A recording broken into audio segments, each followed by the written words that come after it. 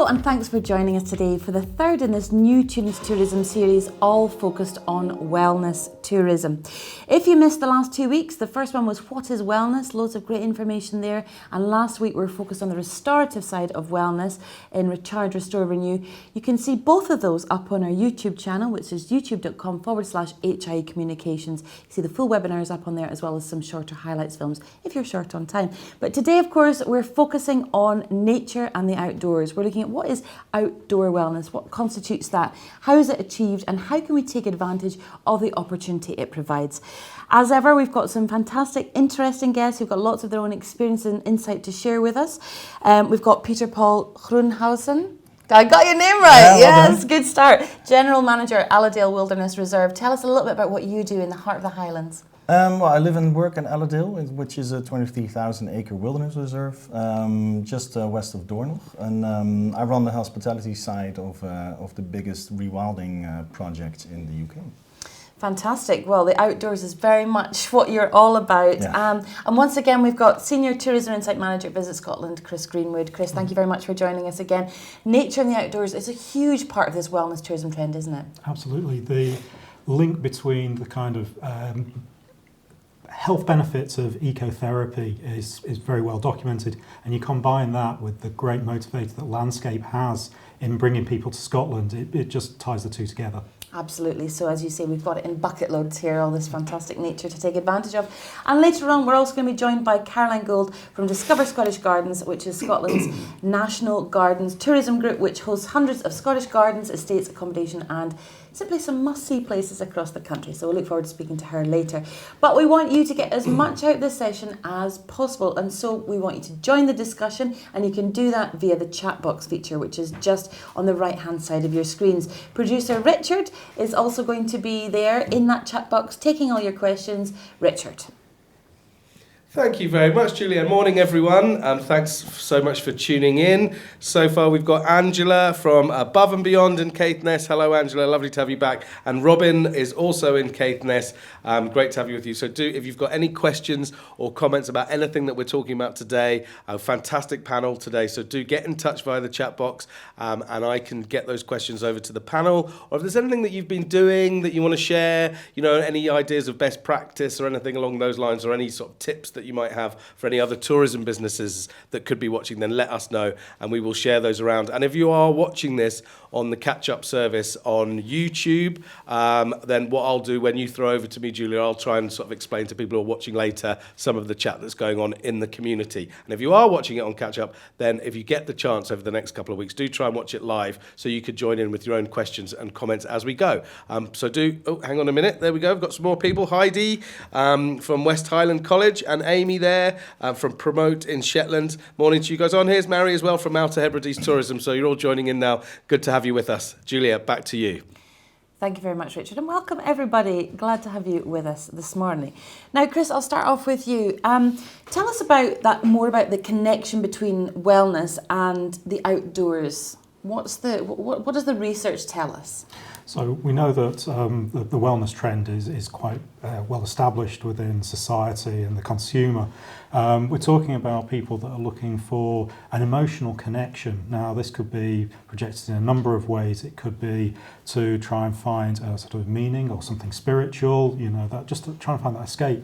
And the link to landscape and the environment is that immersive kind of bubble that you can put yourself into, that you can then channel all these aspirations and experiences within. So, it's being within the forests and, it's just sort of being able to disconnect from the busy lives that people have every day. Mm-hmm. And this is a trend we've seen growing, I guess, as the more we become disconnected from nature and the more we're in our own little bubble, or digital bubble, the more that we have this desire. This is something that really has grown over the last few years quite exponentially, hasn't it? It is. I mean, you see it in everything. I mean, people lead busy lives all the time. Their sort of leisure time, their travel, their tourism, it has to have some kind of meaning. And it's this move towards almost being sort of transformational in its delivery. People want to have, meaning and purpose. So if you're going to invest money and time, you want to know what impact it's going to have you, but also what impact it's going to have, on the world around you as well. And of course, that then links us into sort of like landscape and sustainability and those areas. Mm-hmm. Peter Paul is very much at the heart of what you're doing at Allerdale, isn't it? Yeah. No. What it's interesting what you're saying, and because reconnecting to nature is really at the heart of what we're trying to achieve at Allerdale, and the Rewilding project certainly is focused on inviting more people to come and experience it.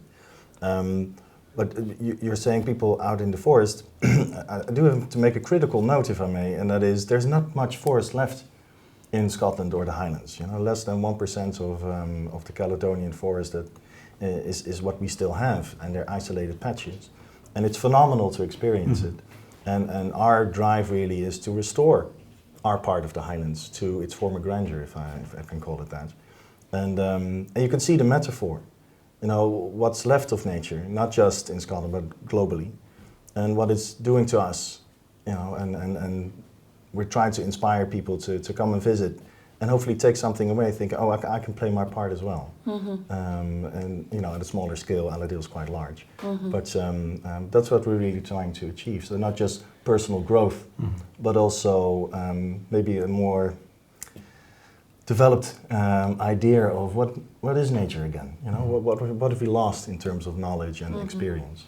Yeah. And taking some responsibility for the part that we play in that with our travel. Yeah. And Chris, that sort of element of it, the sustainability element, we are going to be focusing on that completely next week in the webinar, so we'll talk a bit more about that. But just the crossover we've mentioned before between the kind of people who are looking for a wellness type of holiday and who are also interested in sustainable and who are interested in taking care of the planet. They're very much, in a Venn diagram, they cross over massively, don't they? Yeah, and sort of the wellness tourist is broken down into sort of like, primary wellness visitors, the ones that are coming here directly because they want to engage in, say, an ecotherapy or something like that. So, it could be they want to go to like, an outdoor spa or something like that. But the secondary wellness visitor is the one where it's much more diverse. So this could be anything from, it could be an urban or a rural experience. It could be going for walks along a river. It could be going to a green space like gardens in a city. It's really just being able to sort of like, connect to nature and sort of move away from your normal, as he said, life of sitting in front of a screen or, just trying to break that cycle and just reconnect as a person. And that is where the kind of bulk of the wellness travel is coming from. They might not even think of themselves as kind of wellness tourists, but it's just that desire to disconnect and reconnect in something else and recharge so they can just carry on with their busy life. And that desire is very much informing their decision making as consumers. Absolutely. Yeah, so that's why we need to be very much conscious of it. And you talked about those sort of more secondary type ways of connecting with nature, just being outdoors and being around it and being in your setting. But the activity side of things and the kind of things that we do outdoors are important as well, aren't they? I mean, if you think you could have anything from undertaking like sort of skills courses and sort of learning something new, and that is a form of sort of wellness if you want, because you could take a writing retreat, like a creative retreat, or you could learn something practical like dry stone walling, or doing some volunteering, something like that. But there's also the challenge element, and Scotland's very well placed because of the landscape and the weather. If you're doing, say, a long distance route, cycling, walking, or sailing, those kinds of things, where there's a certain level of exertion, that combination of challenging landscape and that added element of challenging weather adds a new dimension to it all, and again provides a new window to be able to experience new things. That sense of achievement is very important for our wellness as well. And Peter Paul, you have a lot of activities at Allerdale as well, don't you? Yeah. So the most challenging ones are the Bear Grylls Survival Academy, and also in winter our Wim Hof method workshops. And Wim Hof method is quite special. We're the only place in the UK where you can do these kind of courses extensively. And it's all about gradual cold exposure and challenging yourself. And part of each program is a 3.5-hour hike to the location where the workshops are being held. And that in its own right is a challenge. So rain or shine, or snow, and, our guests have to make it out there to one of the most remote buildings in Scotland that we have on our property. And you're absolutely right. That experience, but the challenge in itself is part of the whole setup. And we're very fortunate to have quite a big garden where people can roam around. But it's amazing to see the effect it has when people return after those retreats and their physical change, the energy has changed, the look in the eyes have changed, and mostly people make a very conscious decision to join these sort of programs for whatever reason. And that challenging aspect of it all is always what we get in the feedback as, wow, I've done something truly amazing and I never thought I was able to do that. Yeah. And that's something, Chris, that the businesses perhaps who aren't so focused as you are and so well placed to be able to provide experiences like that, such unique experiences, but other businesses can tap into this because, as we've talked about in the last couple of weeks, the Scottish weather and the cold can actually be a real asset, and the challenge that provides, again, can be something that you can really be marketing. Yeah. So, accommodation providers can provide recommendations on, walks in the area that can open up new areas like, say, heritage or culture. Food providers can really sort of show the provenance by linking the products they're producing with the landscape that it's coming from, and that forms a really strong connection in the consumer as well.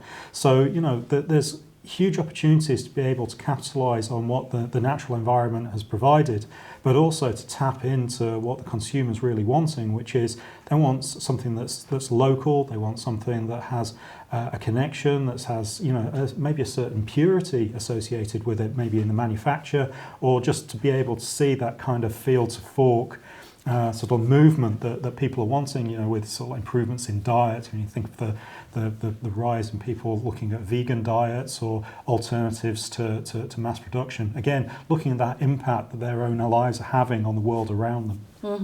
It's funny, every week we look at another aspect and it sort of blows my mind how perfectly placed Scotland is to provide in all of these aspects. And Peter, Paul, people are, when they come and have these experiences, which are, as Chris said, quite transformative, quite life-changing, that creates a real emotional bond with a place. Oh, absolutely. Doesn't it? Yeah. So as of next year, we're going to do something something unique, and it's called School of Herbalism, and it's really focused on the Gaelic roots and a love of the land, and through herbalism, so learning more about, in this case, medicinal plants, which are abundant in the Highlands, if you know what to look for. And the real purpose of those retreats is really reconnect to that sort of innate feeling that we all have, but most of us may have lost, is know where you are, and know the history of the land. Just something amazing happened a couple of weeks ago. We found a small patch of twin flowers at Allerdale. Now, twin flowers are very rare, but they used to be quite common. And we're having its genealogy researched, and it could be that plant is connected to twin flowers that grew there 1,000 years ago. So just imagine the history that you can connect to that little plant that flowers every so often by researching that and protecting it, and maybe create circumstances that it can thrive again. But in the course of 1,000 years, just realize what's happened in the Highlands. And you can connect all those storylines to people who are looking maybe for a reconnection with their own heritage or where their ancestors came from. So the love of the land, the knowledge of plants around you can really connect you to your own roots. Absolutely.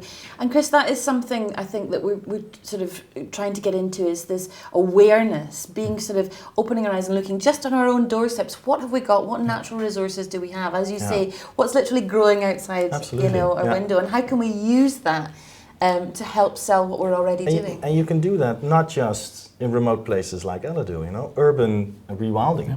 Just look around you what's growing in inner cities or in your own garden. Just walking around Edinburgh today, I can see a lot of sort of those front gardens. And I think if you do them up a little bit and plant some flowers and some plants, you connect this amazing network throughout the city. And that's its own rewilding project, but in, a big city here in Scotland. And there's amazing opportunities that you can follow up on.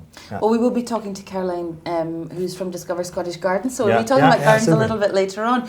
I wanted to ask you about, you did change the focus of the business up at Elladale. Tell us a little bit about that and how that came about. Well, Elladale historically has been a traditional sporting estate. And when Paul Lister, the owner, bought it in 2003, his real mission was to rewild not just Elladale, but perhaps also the surrounding areas. And in 2018, February 1st, we decided to stop all commercial stalking activities. So our team of rangers take care of the annual cull of red deer, but we're not capitalizing on that anymore. So we don't offer that as an activity to guests. And ever since we made that decision, we were able to grow the business. Now, sports is quite big business in the Highlands, and that's the way it's been. But we made a different business decision.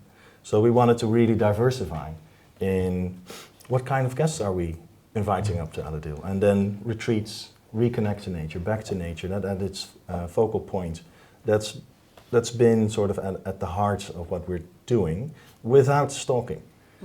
And since then, it has been a domino effect of amazing things that are happening at Elladale, and people are seen to find their way more and more.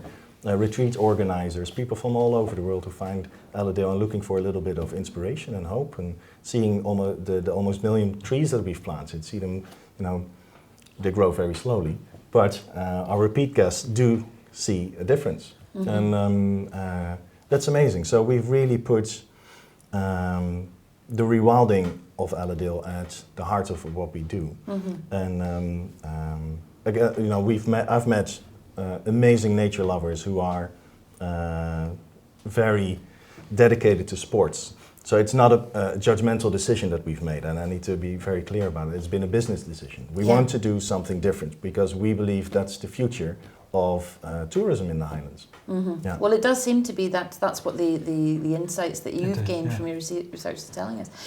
Richard, what's happening in the chat room? Well, thanks, Julia. It's fascinating, a really fascinating discussion here. I'm just mainly having a chat with Angela, who sent us the video from Caithness last week, and we were quite excited, the pair of us, about the idea of a Bear Grylls survival retreat. So, Angela, we'll get together, and quite like to do that. It sounds quite overwhelming. But we were just talking about videos, and if anybody was watching who would like, or is watching again on the catch-up service, who would like to get in touch with us and maybe send us a short video of the sort of stuff you're doing in this area, in the wellness area, you could get in touch with us by sending us an email to hient.co.uk, at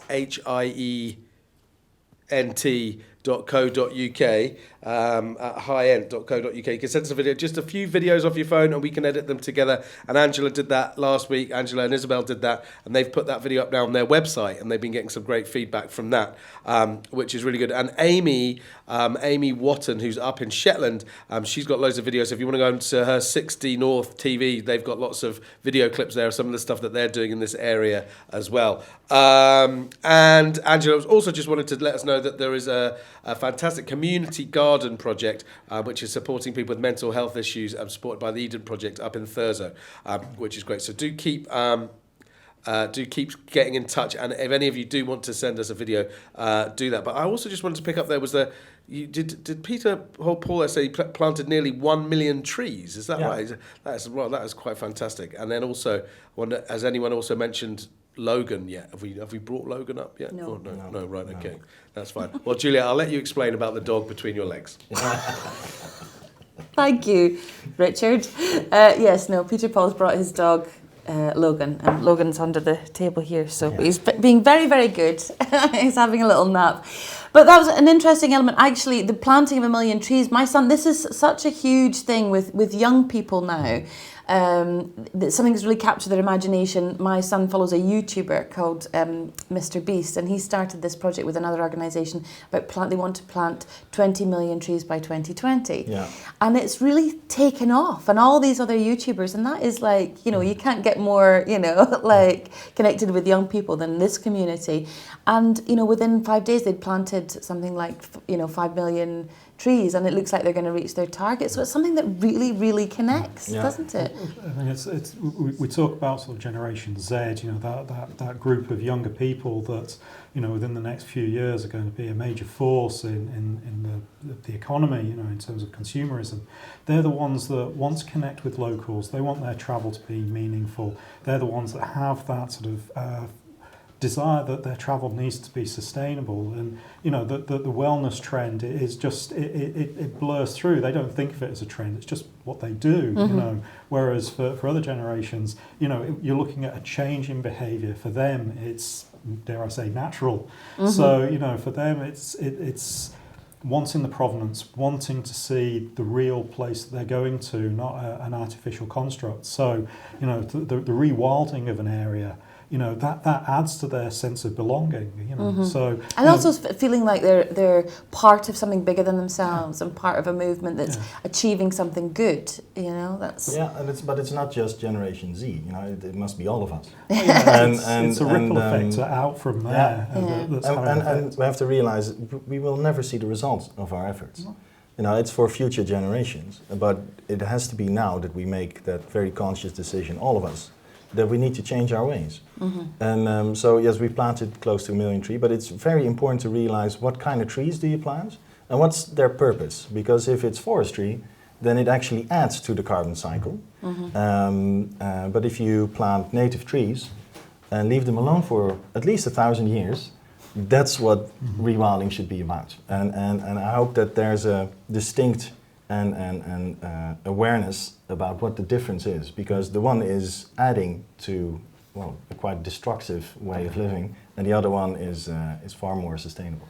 Yeah. I just wanted to talk, just to move on a little bit, we are going to talk more about sustainability next week, but I mean, what you're doing is absolutely fantastic, but I just want to talk a little bit about the types of activities, the sort of newer, more emerging types of activities, particularly associated with wellness, just so that people can get an understanding of how their businesses might be able to tap into this or add maybe something to their business offering. What are the kind of things that you're seeing people really going for with this particular type of So, I mean, I think breaking it down, I mean, there are some distinct groups, but as I said, when people, so we say these secondary wellness visitors, they wouldn't think of it as a distinct activity. So you've got activities, people who want to go walking, cycling, you know, those kind of activities that could be just, you know, for enjoyment, or it could be for a challenge, you know, wanting to do the West Highland Way, you know, that kind of thing. You've got the people who want to, you know, just sort of reconnect. So, you know, we talk about forest bathing, you know, and, you know, the restorative effects of water as well, you know, just sort of being next to, you know, a loch or by the coast, you know, and being able to soak in that sense of environment and that connection. It is sensory, isn't it? You That's know, it. And I suppose, that's kind of sensory tourism. But that's also taking into account, say, the built environment, heritage, you know, sort of like having to see the history of sort of castles or villages or whatever to you know, sort of see how it sits in the landscape.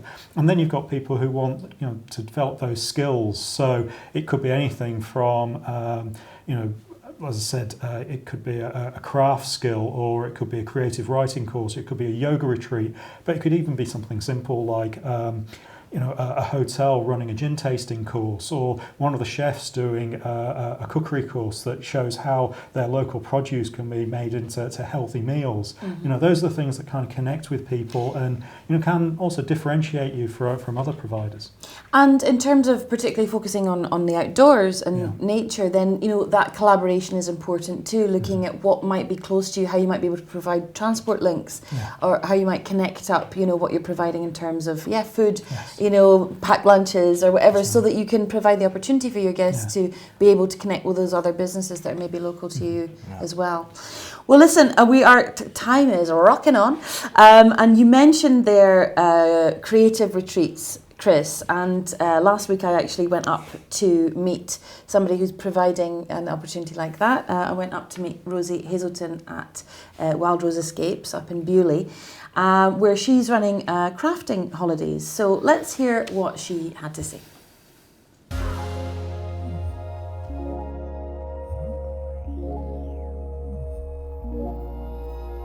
I'm Rosie Hazelton, and my business is Wild Rose Escapes, and we run kind of craft holidays, courses and retreats. Right from when we started about 11 years ago, I was suddenly aware, because I've always done craft, and I was suddenly aware how actually craft through my life has been something I've used for relaxation. So when we're doing workshops here, we're usually doing natural dyeing, eco-printing, wet felting, shibori, which is, Japanese stitching and folding, indigo dyeing. Yeah, and so we try and do them as much as we can outdoors, because it's just lovely to be outdoors when you can. So we start off, with a fleece, we wash it, we dye it, we learn to spin it, or we felt with it. And that whole process, if you're kind of being looked after as well, is very relaxing. If you don't have to think about cooking or any of the daily things we think about, and you can just focus on craft, even without the extras which we add in sometimes, like yoga and walking, that in itself is relaxing. So all our kind of holidays and retreats are based around that idea of kind of just really escaping from everything and focusing on something other than your normal daily lives. Because of where we're living in the Highlands, it's, synonymous with wool crafts, and it made sense to kind of focus in on that. So guests have got space when they're here. That we forage down in the woods when we're doing the natural dyeing. We've got like a beautiful view of Strathglass and out to Glen Affric. So all these kind of elements, and also it's off-grid. To be honest, we haven't got electricity or anything like that. And people quite like that for the day. They're not staying off-grid. The house where they stay is really cosy and lovely and comfortable.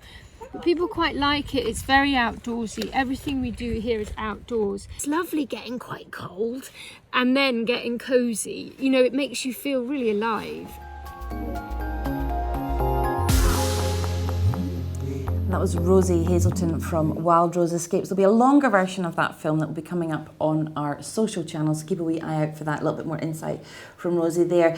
Now you can see Chris Greenwood has disappeared. He has morphed into Caroline Gold from Discover Scottish Gardens. Welcome, Caroline. Thank you very much for joining us. Tell us a bit about what you do at Discover Scottish Gardens. Well, Discover Scottish Gardens is Scotland's national tourism group for gardens, and that really accumulates more than just gardens itself. We have plant nurseries, garden centres, accommodation that has beautiful gardens or woodlands. So it's really about connecting that network up with one another and promoting it for Scotland's use. Okay, so if there's a business that's watching this, perhaps that's thinking, oh, well, how do I get involved with that and what are the benefits for me? Can you tell us how that works? Really, one of the big benefits of being part of Discover Scottish Gardens is that we do so much incredible marketing and promotion to not just kind of local tourism groups and local tourists, but international groups. And so we're really looking to kind of push that group outwards and really, not only kind of capitalize on business opportunities, but to promote the really wonderful opportunities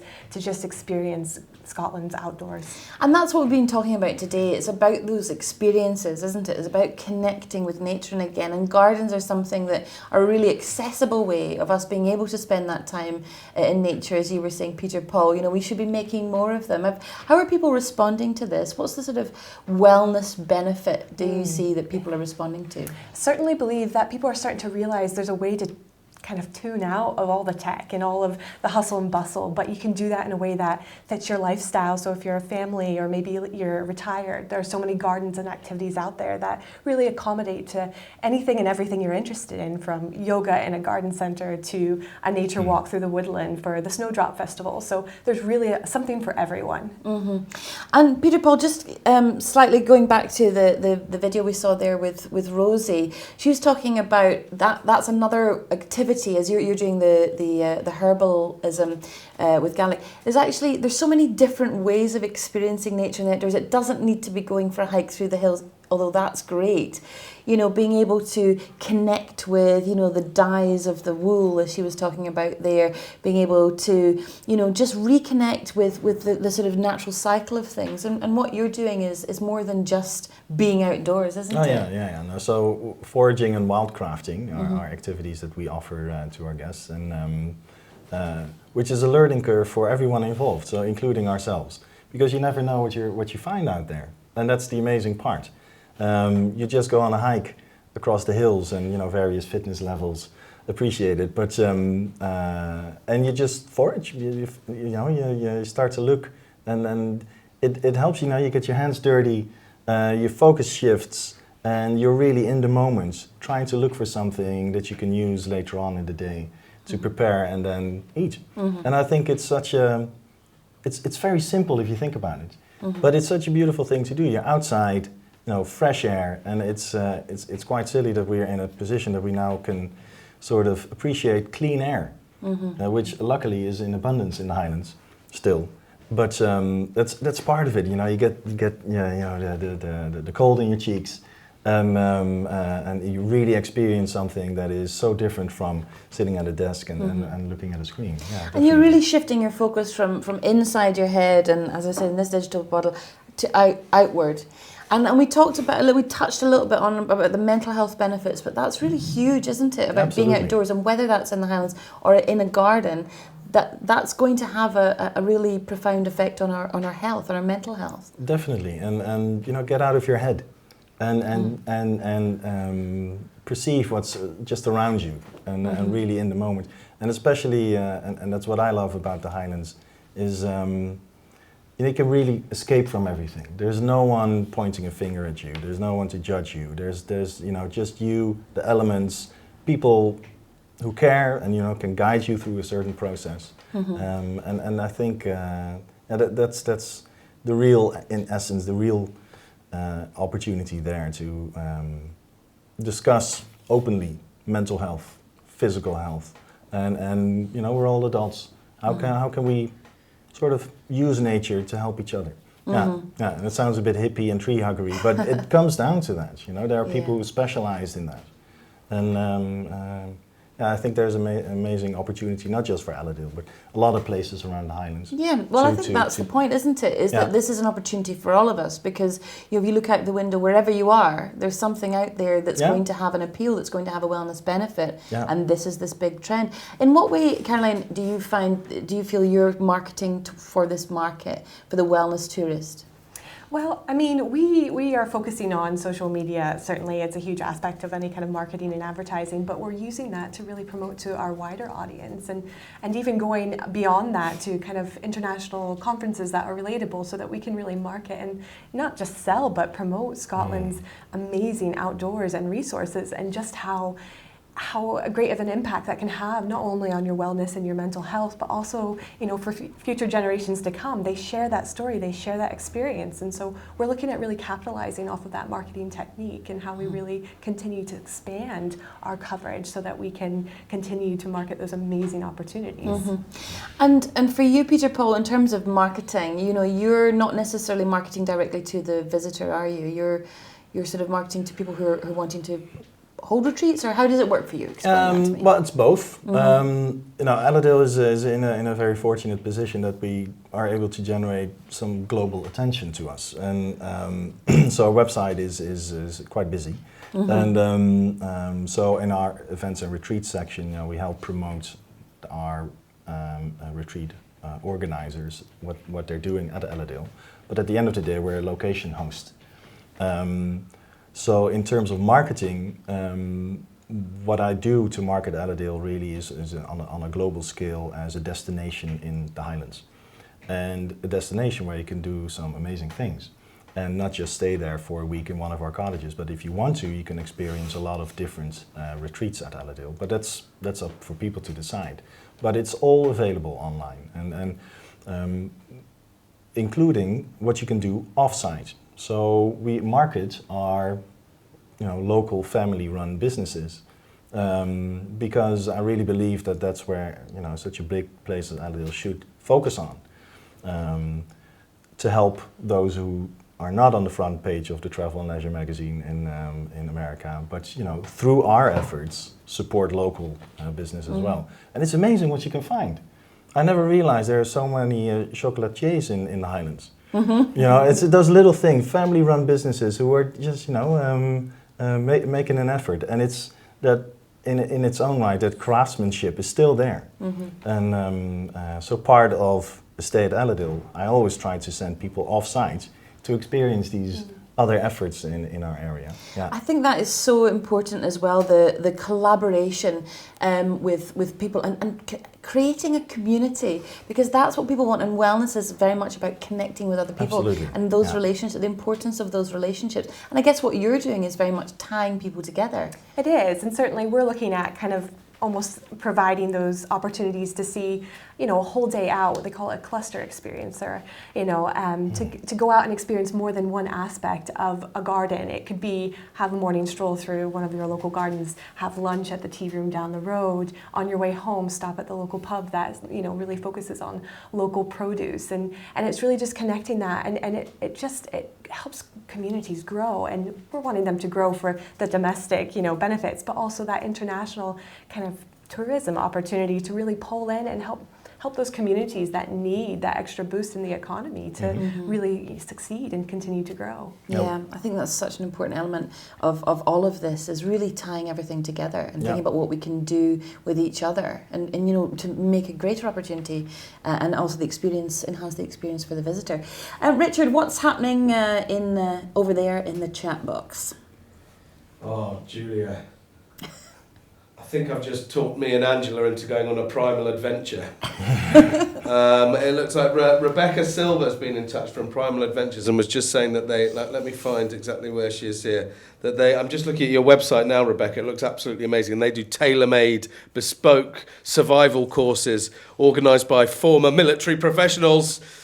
So I think we're going to have to go and do that. And also, Jane Slaughter has been in touch. I'm just going to find exactly what Jane's been talking about. She says that, she's as a target herself, for these type of... Let me just remind myself. I'm going to flick back to see what it is that Jane does. That's right. She's at the Pinewood Steading up between Bewley and Abriachen. Is that how you pronounce that? And she's passionate about these kind of things. So, as being passionate, and like they run a Gold Award Green Tourism, and they're passionate enthusiasts about outdoors. So, and they were just saying during the less busy season, they're in chats with a yoga teacher to run yoga retreats in the Steading, and a local vegan cook and baker using their kitchen as a workshop area. They doing these partners with health and well-being local business. So Jane, it sounds really fascinating what you do. We talked before earlier, but if you'd like to make a little video diary for us or something, then we should get in touch, and it'd be nice to hear more about what you do. And thanks to everyone else who's chatted. We had a few people who were joining us slightly later from various things. Carolyn from Mull and Rosie there from the Scottish Borders. Thanks for joining us. Don't forget you could go back and watch from the beginning on live stream, or you can go to the YouTube channel and watch the whole thing on catch up. But for now, back to you, Julia. Thank you very much, Richard.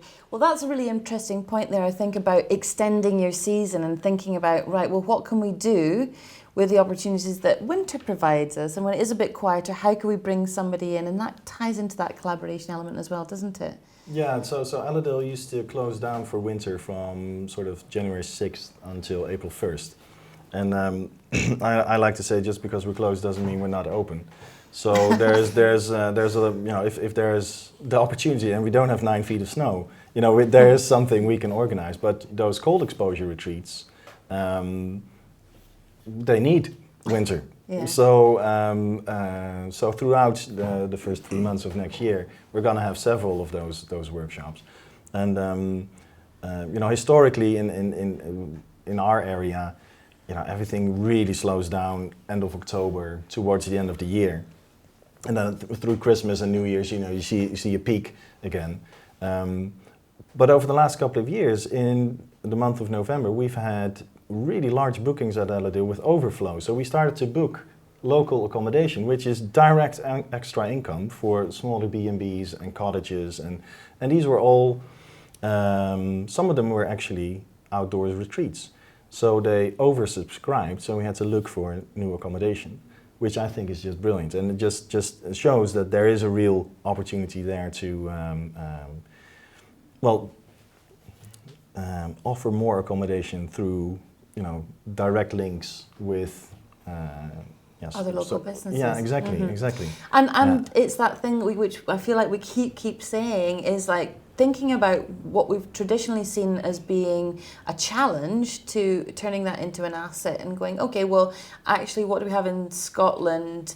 And we see this as being a problem sometimes. Actually, how could we turn that into an opportunity? Yeah. And wellness being a really great way of tapping into a new market. Yeah. And as you say, creating new products that fit in where you've got a gap, perhaps. Yeah. So, Callum, before we go, we're running out of time again. How can Scottish businesses get involved with you? What do they need to do? Well, first of all, get in touch.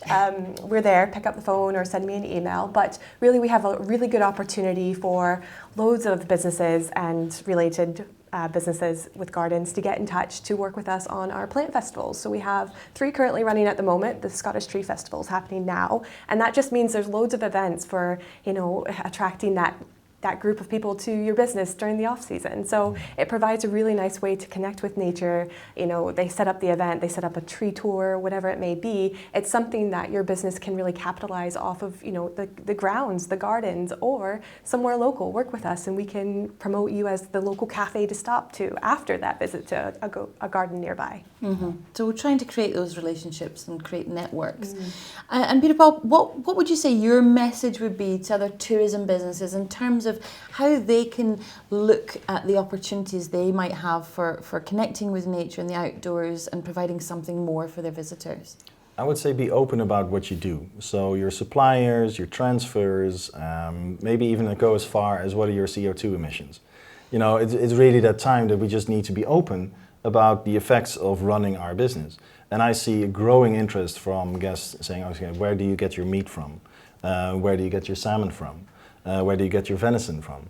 If you're in the Highlands and you're serving venison that's from New Zealand, where it's farmed at scale, you might want to think about changing that, and because there's an overpopulation of red deer in the Highlands to begin with. So there's small changes, but if you have a website, add maybe a page about food. Where do you get all your resources from? And look locally and create your own community. And just be very open about that, because there's a growing interest and a growing need for people to realize, if you're in the Highlands in winter, an avocado might not be something you should be serving, if that makes sense. Yeah. And so incorporate seasonality in your food offering. Again, there might be people locally who do wildcrafting and foraging. So bring them up. See what you can do. Mm-hmm. Yeah. Work together. Yeah. And just before we go, I just wanted to give the final word to the guests. So what kind of feedback do you get? What things do the visitors say to you after they've spent time with you, particularly about that connection with nature and outdoors that they get from being up at Allerdale? We'll start with you. Yeah, go on. To be honest, it's sometimes very emotional. So we're very fortunate to welcome people from all over the world, but most recently I had a travel agent from India, and it was a full moon. We were standing outside with a whole group. She started crying. She said, "I've never seen moonlight like this."